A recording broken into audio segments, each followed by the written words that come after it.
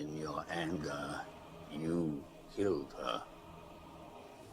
Fine, when you're not really fine, when you just can't get into it because they would never understand. I felt it. They ask you how you are, you just have to say that you're fine. When you're not really fine, when you just can't get into it because they would never understand. Hello everybody, before I start this video, I want to mention something. This is my first video like ever, so don't go all Jar Jar Binks on me in the comment section. If it's not to your liking, I will hopefully improve in the future. Who am I to kid? Who can stop the shitpost? That's the YouTube comment section. Okay, I'm gonna shut up now and start with this video, so here we go.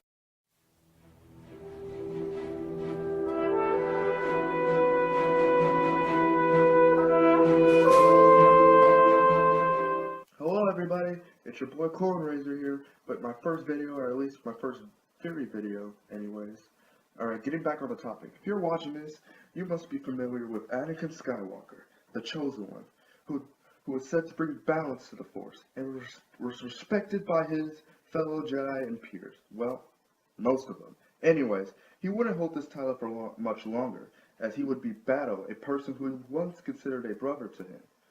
In a battle to the death, Jedi versus Sith, and light against darkness. Their battle would escalate quickly, as they swung their sabers with swift and quick motions at one another. No words were exchanged. If any were exchanged, it would be few in between. Take a hit on that, by the way. But Anakin would soon realize that his worst enemy is not Obi-Wan, but the high ground. And then Obi-Wan would leave his Padawan crippled on the hot, roasting planet of Mustafar, leaving him to die, and walks away, regretting and wishing this would never have happened. And as you all know, the rest is just history. That made me wonder and ask questions. Could Obi-Wan have prevented this? Could he have done something? Could he have said something to prevent all of what was about to unfold? To answer that question, yes, he could have done something. Personally, I believe if Obi-Wan were to use his years and years of Jedi training to convince Anakin that what he was doing is wrong, if he wasn't so blinded by the rage of lust and betrayal of his Padawan, I feel if he were to set his emotions of anger aside and peacefully try to come in terms with Anakin, just like a certain Master Qui-Gon Jinn, who personally I feel would not have let his frustration consume him and try to reason with the newly Sith Lord. Well, I guess we'll never know the answer. Oh wait, that's why I'm here. Now let me give you my take on what if Obi-Wan brought Anakin back to the light side in revenge of the Sith. And now, this is a scene and where my story begins. Anakin would look up to see his master aboard Padme's ship, the glow of the magnet insipulating his shadow as he boards off the ship. Put her down, now Anakin. After releasing Padme, Anakin would smirk at his master in disgust as he would proceed to circle him like a hyena about to pounce on his prey. Are you here to kill me? You didn't come here to fight you, so you came here to die. I came to talk. Foolish man, you and the Jedi lied to me, and now I see the errors and ways of your precious Jedi Order. Do you really? The Republic will die, along with the Jedi, and then my new empire will rise from the Republic's rubble. Your new empire? Anakin, please listen to me. The chat's on. Silence! If you won't join me, then you're my enemy. Well then, looks like I have no other choice. I will not allow you to leave this planet. I could say the same to you, my old master. Well everyone, I'm going to stop the story and say something real quick. Personally, I feel like after this scene, where Anakin draws his lightsaber, the fight scene would be pretty much similar to the one in the original version. And two, Anakin said, "From my point of view, the Jedi are evil," stated in that scene. And now, as this scene concludes, this is where we'll continue my story.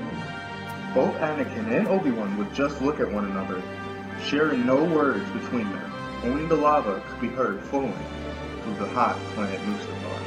Anakin! The Chancellor has studied darkness and manipulation to make fallen Jedi like Dooku serve him, and to breed assassins like Maul to obey him. As they continued to flow through the lava, Anakin would pause and look down at his feet, thinking and processing on what Obi-Wan said, and how it all could have been true.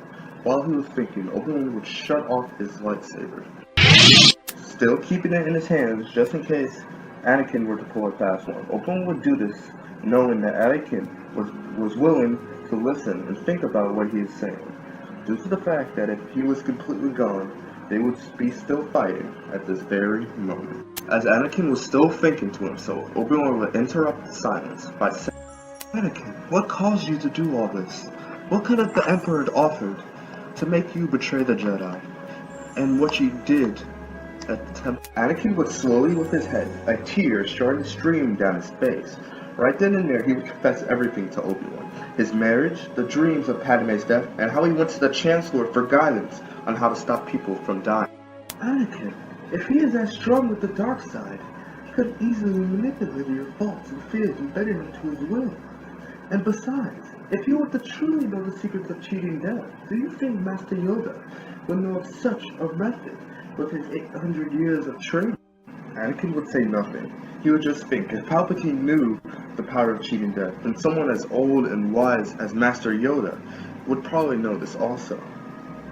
Anakin, what about Master Qui-Gon Jinn and your mother? What they say and they saw what you have become. Obi-Wan would use every heartstring he could think of to talk some sense into Anakin. As he would see, he would put his saber back on his hip. Obi-Wan would have done this when he saw Anakin with tears streaming down his face.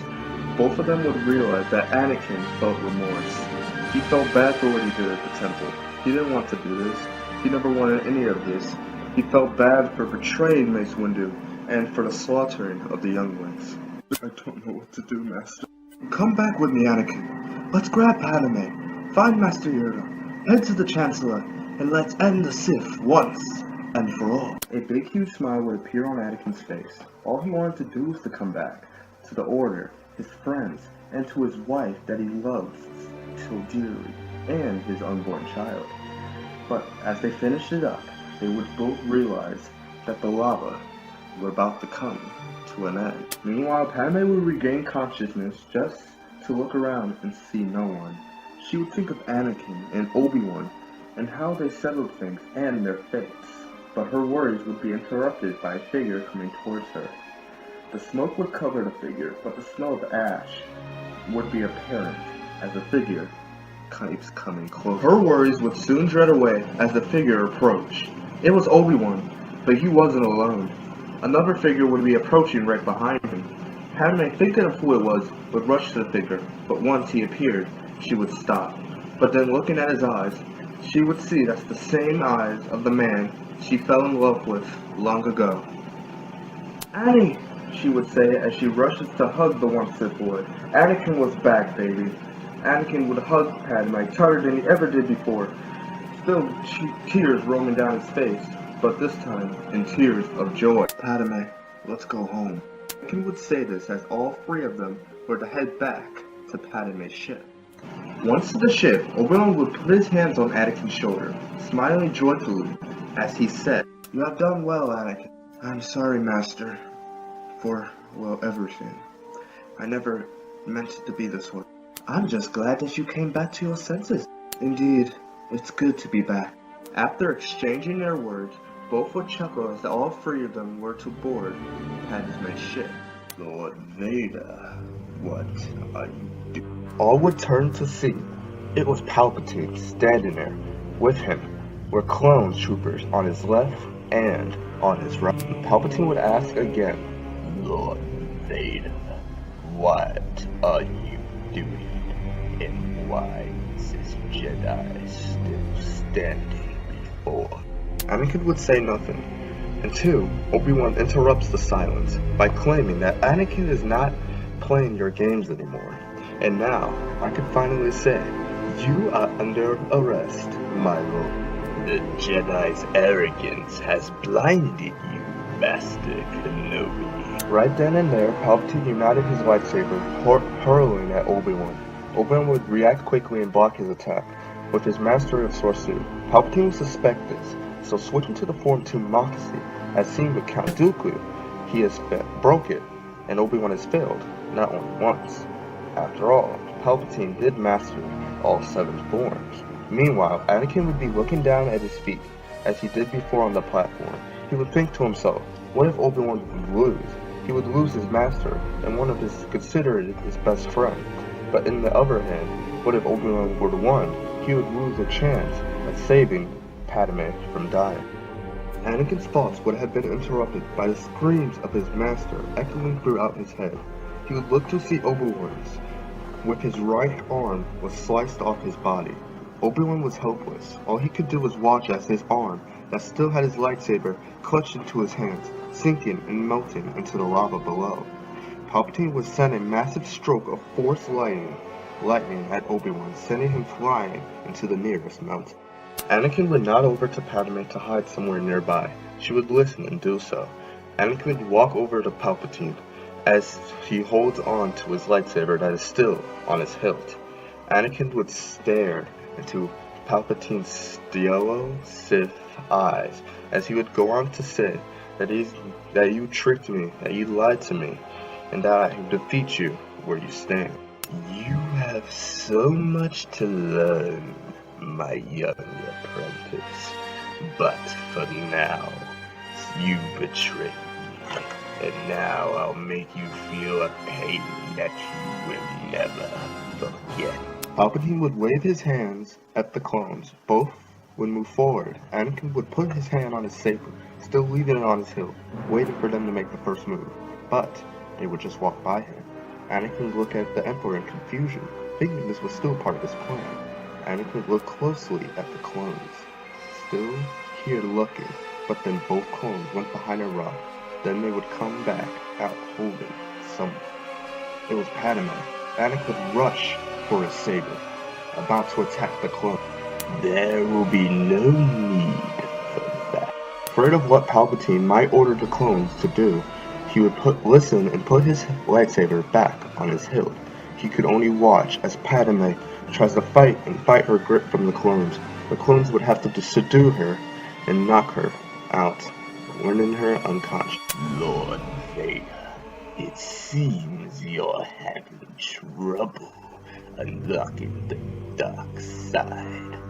Here, allow me to seal your transformation. The clones would lift up their weapons, aiming them towards Padme.